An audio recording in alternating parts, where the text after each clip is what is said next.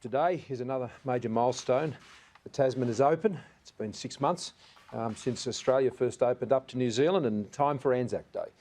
We have seen the Tasman open up, and we welcome that, and the Prime Minister of New Zealand and I issued a statement earlier today in that spirit of Trans-Tasman cooperation, and we look forward to the operational side of that arrangement continuing to be successful. It's a win-win for Australia and New Zealand, and I think this is going to be very important for the tourism and travel industry on both sides of the Tasman, as well as the very practical issues of families being able to reconnect. There are so many connections between ourselves and our Kiwi cousins, and so that is a welcome next development. But as I said, it's in time for Anzac Day. As you would know, on every occasion that I come and speak before Australians, particularly when I'm speaking formally, I do two things. I, of course, acknowledge, as has been our practice for some time now, to acknowledge Indigenous Australians as we should, their elders past, present and future.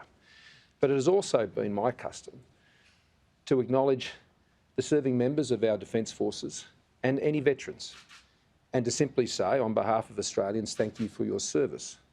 Every single day, the service of our veterans is something that is pressed on my mind, because the very fact that we can live in a country that we live in here in Australia is a result of their sacrifice. It's as a result of their service. It's as a result of the decision they took to join the Defence Forces and to serve and to defend our values, to stand up for what Australia believes in, and to ensure that Australians can be kept safe. Their service finds themselves in many theatres. As I announced last week, it has seen them for the last 20 years serving in Afghanistan and so many other places.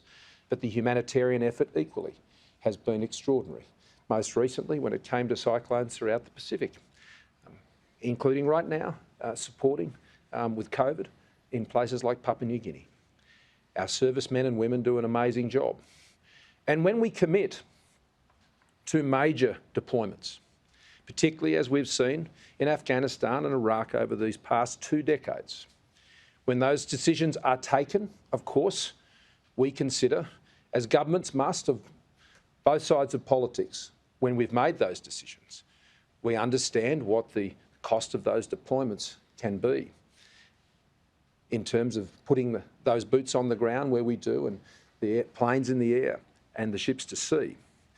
But there is a far greater cost that is borne beyond those deployments, and that is the mental toll that is taken on our veterans after they return.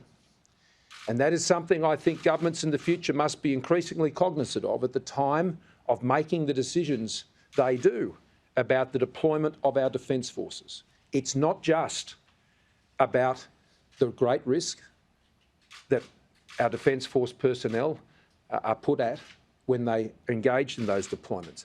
That immediate risk that is there, that is rightfully and well considered when those decisions are sensibly made and wisely made, we hope, by governments at those times. But increasingly, we must also understand the long tail of cost. And I just don't mean the financial cost. More importantly, I mean the human cost.